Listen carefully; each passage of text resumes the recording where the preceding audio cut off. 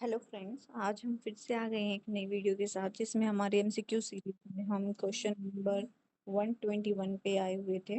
तो हम स्टार्ट करते हैं with our question 121 and the first question is the accounting concept related to balance sheet are. ये option given है कि इनमें से कौन से अकाउंटिंग कॉन्सेप्ट के अकॉर्डिंग हमारी बैलेंस शीट बनाई जाती है।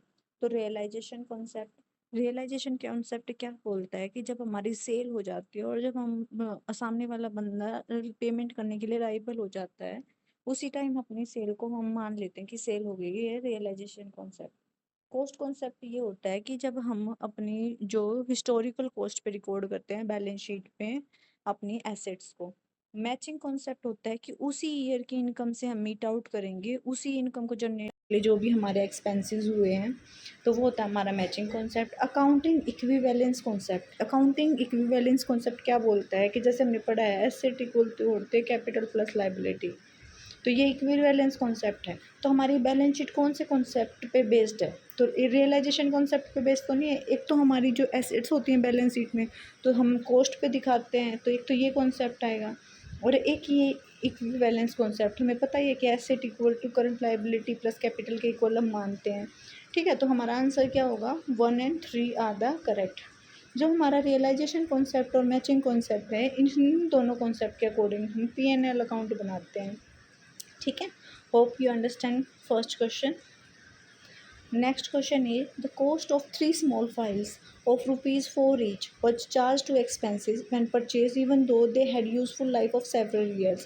₹4 की एक फ़ाइल थी और हमने 3 फाइल्स खरीदी हैं जो कि बहुत सारे सालों तक चलेंगी, और फिर हमने उनकी ये हमने कौन से अकाउंटिंग के थ्रू हमने इनको अपनी बुक्स में दिखाया है? कॉस्ट प्रिंसिपल नहीं, कंजर्वेटिज्म, इसमें हम लॉसेस को एंटिसिपेट करके चलते, प्रॉफिट को नहीं लेके चलते। डिस्क्लोजर प्रिंसिपल जिस ये बोलता है कि हमें सब कुछ दिखाना होता है, जिसमें हम कॉन्टीजेंट लाइबिलिटी को outside the balance sheet show करते हैं।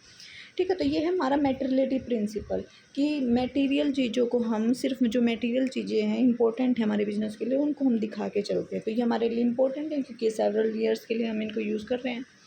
एक सेकेंड, तो ये हमारा कौन सा कॉन्सेप्ट हो गया? Answer is 4, materiality principle। Next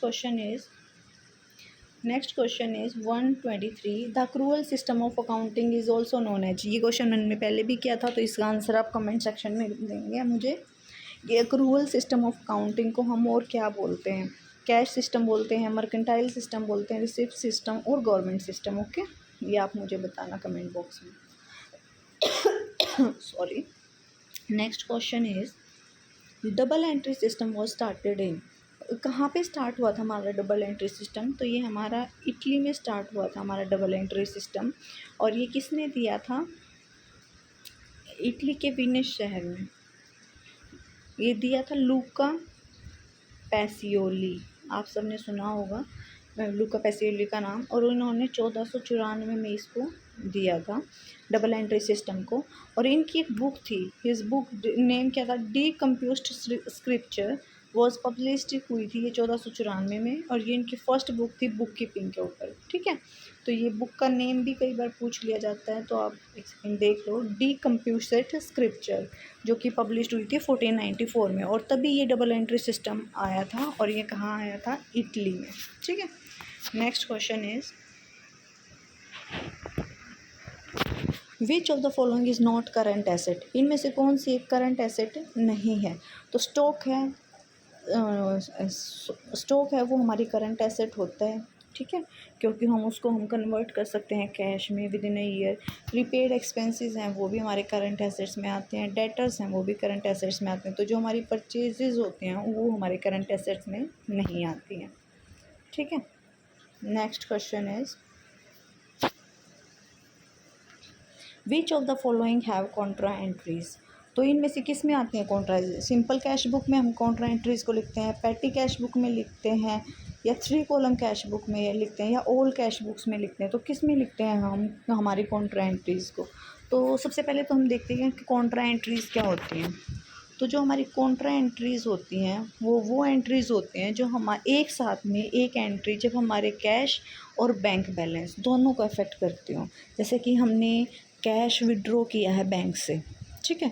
तो cash account debit to bank होगा ना, क्योंकि कैश हमारे पास आ गया और बैंक से वो लेस हो गया। तो cash account debit to bank, तो एक ही एंट्री में दो चीज़ें इफेक्ट हो रही हैं, कैश भी और बैंक भी। तो ये क्या होता है, हमारी कॉन्ट्रा एंट्रीज। ठीक है। तो ये हमारी 3 कॉलम जो कैश बुक होती है उसमें हम रिकॉर्ड करते हैं। जो हमारी 3 कॉलम कैश बुक होती है उसमें 3 कॉलम बनाए जाते हैं। एक हमारा कैश का होता है, एक बैंक का और एक डिस्काउंट का। ठीक है। तो कई बार ये भी पूछ लिया जाता है कि 3 कॉलम कौन कौन से होते हैं, ऑप्शन दे रखे होते हैं 3 और एक अलग दे रखा होता है, तो किस किस चीज़ के कॉलम बनते हैं, cash, bank and discount. Next question is balance of पेटी कैश बुक रिप्रेजेंट।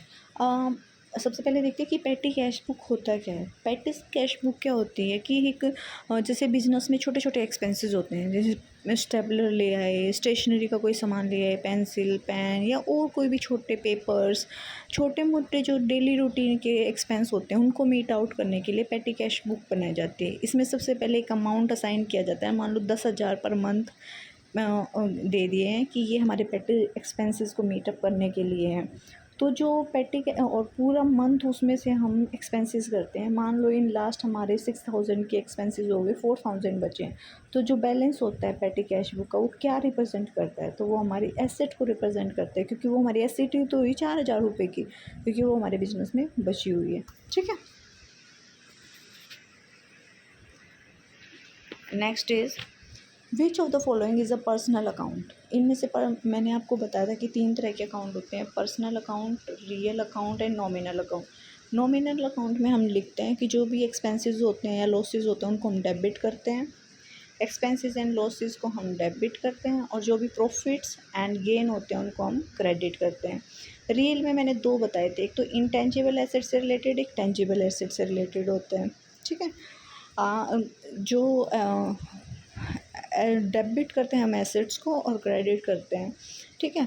अगर रिड्यूस हुई हैं हमारी एसेट्स या लाइबिलिटी इंक्रीज़ हुई है उसको क्रेडिट करते हैं। पर्सनल अकाउंट में मैंने बताया था कि फर्दर 3 तरह से होते हैं। एक होते हैं कि नेचुरल जो पर्सन होते हैं, जैसे कि राम अकाउंट, श्याम अकाउंट, ये पर्सनल अकाउंट में आते हैं। दूसरे होते हैं आर्टिफिशियल पर्सन, जैसे ए लिमिटेड, बी लिमिटेड, ये कंपनी ये आर्टिफिशियल पर्सन होती हैं। और तीसरा होता है रिप्रेजेंटेटिव पर्सनल अकाउंट। मैंने क्या बताया था, जितने भी नॉमिनल अकाउंट होते हैं, जैसे कि हमारे सैलरी पे की, वेजेस पे की, प्रॉफिट हुआ, कोई भी जो भी हमारे नॉमिनल अकाउंट है, अगर उनके आगे प्रीफिक्स लग जाता है क्या, प्रीपेड एंड आउटस्टैंडिंग, तो वो हमारे रिप्रेजेंटेटिव पर्सनल अकाउंट बन जाता है। ठीक है।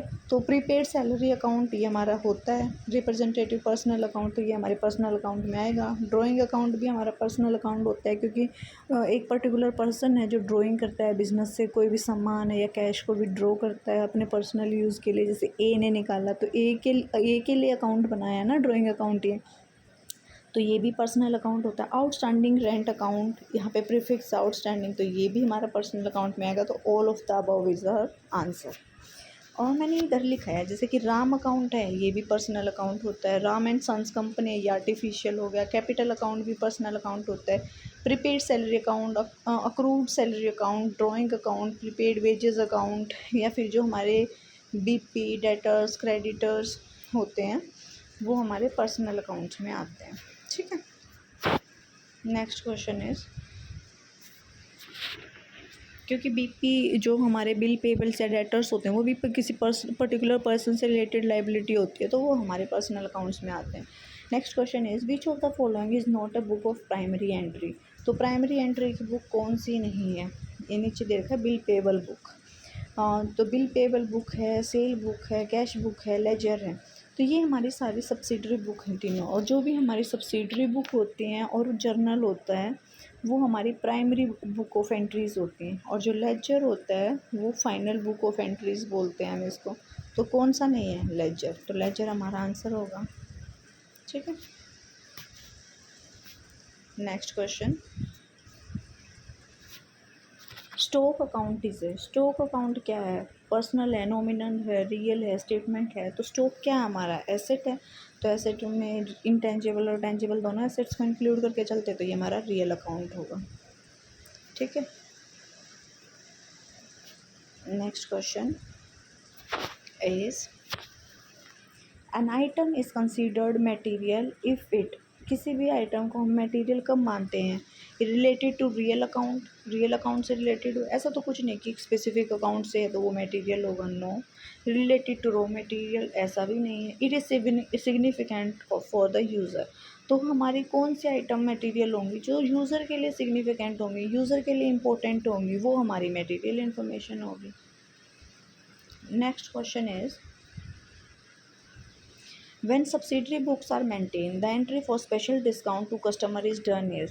हमने सब्सिडरी बुक मेंटेन कर रखी है कि कैश बुक है, परचेज बुक है, सेल रिटर्न बुक है, परचेज रिटर्न बुक है, ये सब मेंटेन कर रखी हैं। तो हमारी स्पेशल डिस्काउंट दिया हो कि वो कहाँ पे रिकॉर्ड करेंगे, तो वो हम जर्नल प्रॉपर एक बुक होती है जर्नल प्रॉपर, या फिर इसमें जैसे ऑप्शन में जर्नल दे रखा है तो जर्नल, इसमें रिकॉर्ड करते हैं। क्योंकि जो भी एंट्रीज़ होती हैं जो किसी भी सब्सिडरी बुक से रिलेटेड नहीं होती, जैसे परचेज, सेल, बीपी, बीआर से रिलेटेड नहीं होती इन बुक्स से, तो उसको हम जर्नल प्रॉपर में रिकॉर्ड करते हैं। जैसे कोई भी एडजस्टमेंट करी है, कोई डिस्काउंट प्रोवाइड किया है, कोई रेक्टिफिकेशन ऑफ एरर की कोई एंट्री है, तो वो सब किस में आ जाएंगी, चेक से रिलेटेड कोई एंट्री है तो वो किस में आएंगी, सब जर्नल प्रॉपर में। तो आंसर होगा journal. Next question is sale of a furniture by a furniture dealer for cash is debited to. मान लो हमारी सेल हुई है कोई भी फर्नीचर की बाय फर्नीचर डीलर के द्वारा, तो उसको फॉर कैश, तो उसमें क्या डेबिटेड करेंगे, तो हमारा कैश अकाउंट क्या एंट्री होगी, cash account debit to sale, तो डेबिट क्या करेंगे, कैश अकाउंट को डेबिट करेंगे। ये तो बहुत ईजी था। Next question, S stationery mart will be debit the purchase of stationery to. एक स्टेशनरी शॉप है और उसमें स्टेशनरी परचेज की गई है, तो उसको स्टेशनरी अकाउंट में डेबिट करेंगे या परचेज अकाउंट में डेबिट करेंगे। देखो, अगर कोई अदर चीज़ का बिजनेस है और वो अपने बिजनेस को रन करने के लिए, जैसे छोटे एक्सपेंसेस होते हैं उसके लिए स्टेशनरी खरीद रहे हैं, तो वो हमारे स्टेशनरी अकाउंट में डेबिट होगी। लेकिन यहाँ पे एमएस का बिजनेस ही स्टेशनरी का है, तो उसके लिए तो मेन गुड्स हो गया वो, ना कि एक स्टेशनरी की तरह यूज़ करेगा वो अपने बिजनेस में उस सामान को, तो उसमें हम परचेज अकाउंट में डेबिट करेंगे, तो परचेज अकाउंट डेबिट होगा यहाँ पे। ठीक है। Next question is which of the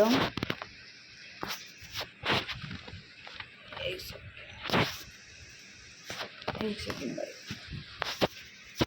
which of the following is considered an error of principle in accounting.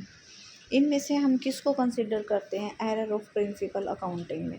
तो प्रिंसिपल का एरर क्या होता है, प्रिंसिपल का एरर उस एरर को बोलते हैं जिसमें हम जैसे कि रियल अकाउंट को हम नॉमिनल अकाउंट में डाल दें, या फिर जो जैसे कि हमारे एक्सपेंसेस, हमने कोई भी मशीनरी परचेज़ की और उसको लाने के लिए हमने वेजेस पे किए, तो उसको हमने रेवेन्यू एक्सपेंडिचर मान लिया, वेजेस अकाउंट में डेबिट कर दिया, ना कि मशीनरी अकाउंट में जो कि कैपिटल एक्सपेंडिचर था।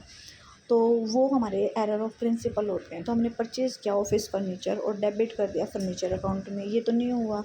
Recording the purchase of a building in purchase account, हमने बिल्डिंग परचेज़ की और परचेज अकाउंट में रिकॉर्ड कर दिया, ऐसा तो नहीं होगा ना। बिल्डिंग अकाउंट डेबिट करना चाहिए, तो कोई भी एसेट परचेज़ करते तो, जैसे मशीनरी परचेज़ करते हैं तो मशीनरी अकाउंट, बिल्डिंग तो बिल्डिंग। परचेजेस तो किसके लिए करते हैं, जिस बिज़नेस में वो सामान में डील कर रहा है, अगर वो सामान गुड्स हम परचेज़ करते हैं तब हम परचेजेस अकाउंट को डेबिट करते, तो बी आंसर ठीक होगा। क्योंकि हमने जो कैपिटल एक्सपेंडिचर था बिल्डिंग का उसको रेवेन्यू एक्सपेंडिचर मान लिया, जो कि परचेज़ है, जो कि एरर ऑफ प्रिंसिपल होता है। Hope you understand. अगर नहीं समझ आया तो आप वीडियो को रिवाइंड करके देख सकते हैं, जिससे आपको क्लियर हो जाएगा। Next question, which of the following error will affect the agreement of A trial balance. ठीक है, एक सेकेंड, मैं आपको पहले ना एरर्स के बारे में बताती हूँ, फिर आपको ये क्वेश्चन ईजी लगेंगे। देखो एक second,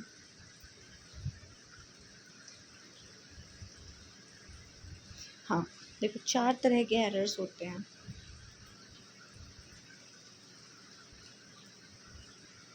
error of omission, commission, principle and compensatory error, ये 4 तरह के। ओमिशन, एरर ऑफ ओमिशन में 2 तरह के एरर्स होते हैं। एक तो हम किसी एंट्री को फुल्ली भूल गए हैं, फुल्ली ओमिट हो गई है, एक पार्शली ओमिट होता है। तो जो पार्शली ओमिट होती है वो हमारे ट्रायल बैलेंस को इफ़ेक्ट करती है। अगर कोई एंट्री हमने पूरी ही भूल गए हैं तो वो ट्रायल बैलेंस के बैलेंस को इफ़ेक्ट नहीं करती है, क्योंकि वो पूरी ही भूल चुके हैं। तो ये इफ़ेक्ट नहीं करती है, पार्शली वाली इफ़ेक्ट करती है ट्रायल बैलेंस को। ठीक है, ओमिशन में आपको समझ आ गया होगा क्या। ये फर्स्ट टाइप का एरर होता है जिसमें 2 टाइप्स होते हैं। नेक्स्ट होता है हमारा कमीशन, एरर ऑफ कमीशन। इसमें 3 तरह के एरर्स होते हैं। एक एक तो होता है कि हमने रोंग अकाउंट में डाल दिया, राम अकाउंट में डालना था, श्याम अकाउंट में डाल दिया, अकाउंट रोंग कर दिया, ये एरर ऑफ कमीशन होता है। दूसरा होता है कि हमने अमाउंट रोंग कर दिया, 5 रुपये डालने थे 55 डाल दिए, तो ये हमारा एरर ऑफ कमीशन हो गया। एक हमारा होता है एरर टोटलिंग में एरर कर दिया, मतलब कि जो क्लैरिकल एरर होता है, जो क्लैरिकल से रिलेटेड होता है, ये तीनों होते हैं एरर ऑफ कमीशन में। तो ये जो दोनों होते हैं जिसमें अमाउंट और अकाउंट रॉन्ग होता है, ये हमारे ट्रायल बैलेंस को अफेक्ट नहीं करते। लेकिन जो क्लैरिकल मिस्टेक्स होती हैं जैसे टोटलिंग में हो गई है, माइनस करने में हो गई है, तो वो हमारी ये ट्रायल बैलेंस को अफेक्ट करता है। तो अब तक 2 चीज़ें अफेक्ट करती है ट्रायल बैलेंस की, एक तो पार्शली ओमिशन हो गया और एक हमारा जो क्लैरिकल या टोटलिंग में जो एरर होता है वो। Next is principle, error of principle. मैंने बता दिया है, कैपिटल एक्सपेंडिचर को रेवेन्यू में रिकॉर्ड कर दिया, रेवेन्यू को कैपिटल एक्सपेंडिचर मान ले, तो वो हमारा एरर ऑफ प्रिंसिपल होता है। Last is compensatory error. तो जो एरर ऑफ प्रिंसिपल है ये भी हमारा इफेक्ट नहीं करता है ट्रायल बैलेंस को। लास्ट है कंपनसेटरी एरर। कंपनसेटरी एरर क्या होता है कि हमने 100 रुपये गलती से किसी अकाउंट में कम लिख दिए थे और बाद में किसी और अकाउंट में 100 रुपये ज़्यादा लिख दिए, तो वो 100 रुपये बैलेंस आउट हो गए ना, कंपनसेट कर दिया। पहले वाले 100, मान लो कोई भी वैसे अमाउंट ले लो, 10,000 में हमने पहले ज़्यादा माइनस कर रखे थे 100 रुपये, अब हमने ज़्यादा प्लस कर दिए तो 10,000 ही बनेंगे ना। तो इसी तरीके से ये होते हैं हमारे कंपनसेटरी एरर्स, और ये भी हमारे ट्रायल बैलेंस को अफेक्ट नहीं करते हैं। तो सिर्फ 2 तरह के अमाउंट होते हैं जो ट्रायल बैलेंस को अफेक्ट करते हैं बैलेंस को। एक तो मैंने जो पार्शली ओमिशन वाला, जो कि ओमिशन ऑफ एरर में आता है, एक कमीशन में आता है जो कि टोटलिंग से या क्लैरिकल एरर से रिलेटेड है। Hope you understand. नहीं समझ आया तो आप रिवाइंड करके ज़रूर देखना, आपको ज़रूर समझ आएगा। राइटिंग आपको शायद समझ ना आ रही हो, लेकिन अगर आपको बोला हुआ ज़रूर समझ आएगा, तो ध्यान से सुनना, दोबारा सुनना, आपको इतना क्रिस्प वे में कहीं नहीं बता रखा होगा। ठीक है, तो इस क्वेश्चन पे से विच of the following error will affect the agreement of trial balance. तो कौन सा ट्रायल बैलेंस को अफेक्ट करेगा। मैंने 2 तरह के बताए थे, एक तो पार्शली अगर हमने ओमिट कर रखा है, एक सेकेंड, एक तो पार्शली अगर हमने ओमिट कर दिया कोई भी अमाउंट वो अफेक्ट करेगा, एक क्लैरिकल कोई भी मिस्टेक की है जैसे टोटलिंग वगैरह में, वो अफेक्ट करेगा ट्रायल बैलेंस को। तो गुड्स परचेज फ्रॉम में not recorded in purchase good, हमने रिकॉर्ड ही नहीं किए तो ये तो अफेक्ट नहीं करेगा, फुल्ली रिकॉर्ड कर नहीं किए। Machinery sold on credit not recorded in sold, ये भी नहीं करेगा। कास्टिंग एरर, रॉन्ग टोटलिंग हो गई है, तो आंसर क्या होगा, यही होगा ना, सेल्स बुक की रॉन्ग टोटलिंग होगी, क्लैरिकल या टोटलिंग मिस्टेक है, तो इससे ट्रायल बैलेंस क्या होगा, अफेक्ट होगा। नेक्स्ट और पढ़ लेते हैं, rent paid debited to landlord's personal account, ये दूसरे अकाउंट में कर दिया, ये भी हमारा एरर ऑफ कमीशन होता है। उसमें 3 तरह के पड़े थे, लेकिन ये ट्रायल बैलेंस को अफेक्ट नहीं करता है। Next question, an error where the effect of one error is nullified or cancelled out by another error of equal and opposite amount is known as। मैंने बोला था कि एक एरर का दूसरा एरर नलीफाई कर देता है इक्वल एंड अपोजिट, तो उसको हम कंपनसेटरी एरर बोलते हैं। Next is posting an amount to the correct amount but on the wrong side or with the wrong amount fall under which category। मैंने बताया था किसी wrong अकाउंट में डाल दें या wrong अमाउंट डाल दें, वो दोनों किस में आते हैं, एरर ऑफ कमीशन में। और एक और आता है एरर ऑफ कमीशन में, वो कौन सा आता है, जिसमें हम टोटलिंग रॉन्ग कर देते हैं, तो ये तो अफेक्ट भी करता है ट्रायल बैलेंस को। ये जो दोनों होते हैं, कौन कौन से दोनों, जिसमें amount to the correct account, amount तो करेक्ट अकाउंट में डालना है पर रॉन्ग साइड में डाल दिया, और विद द रॉन्ग अमाउंट डाल दिया, ये आते हैं एरर ऑफ कमीशन में। ठीक है, next question, a suspense account is generally open by an accountant to. एक सस्पेंस अकाउंट है, उसको हम कब ओपन करते हैं, तो कई बार ये होता है कि एरर्स हो जाते हैं और ट्रायल बैलेंस में बैलेंस नहीं होता है। तो इसका मतलब ये नहीं है कि हम फाइनल अकाउंट्स नहीं बनाएंगे, P&L अकाउंट नहीं बनाएंगे, बैलेंस शीट नहीं बनाएंगे, वो तो बनाएंगे ना।